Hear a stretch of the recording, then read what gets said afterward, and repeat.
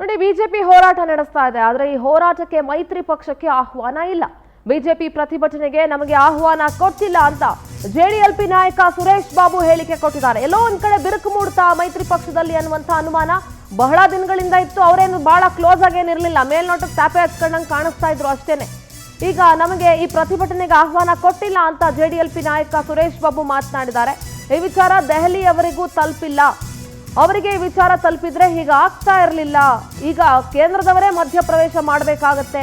ಸಮನ್ವಯ ಹೋರಾಟ ಮಾಡದೇ ಇದ್ರೆ ಮುಂದೆ ಪೆಟ್ಟು ಬೀಳುತ್ತೆ, ಮುಂದೆ ದೊಡ್ಡ ಪೆಟ್ಟನ್ನು ತಿನ್ನಬೇಕಾಗತ್ತೆ.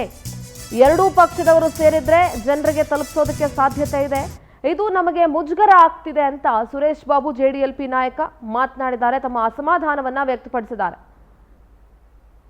ಏನಾಗಿದೆ, ಪಕ್ಷದಲ್ಲಿ ಒಂದು ಇಲ್ಲಿ ಬೆಂಗಳೂರು ಸಿಟಿಯವರು ಅದನ್ನ ಕಾರ್ಯಕ್ರಮ ಹಮ್ಮಿಕೊಂಡ್ರು. ಅದು ಸರಿ ಹೋಗಲ್ಲ. ಎರಡೂ ಪಕ್ಷದವರು ಒಟ್ಟಾಗಿ ಮಾಡಿದ್ರೆ ಸೂಕ್ತ ಅನ್ನೋದು ನನ್ನ ಭಾವನೆ.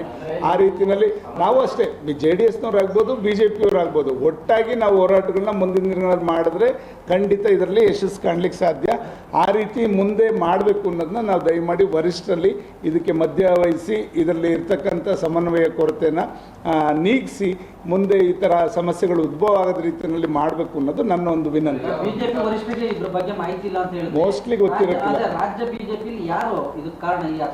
ಇದು ಬಿರುಕು ಪ್ರಶ್ನೆ ಅಲ್ಲ, ಇದನ್ನ ರಾಜ್ಯಾಧ್ಯಕ್ಷರು ಗಮನ ಹರಿಸಬೇಕಾಗ್ತದೆ.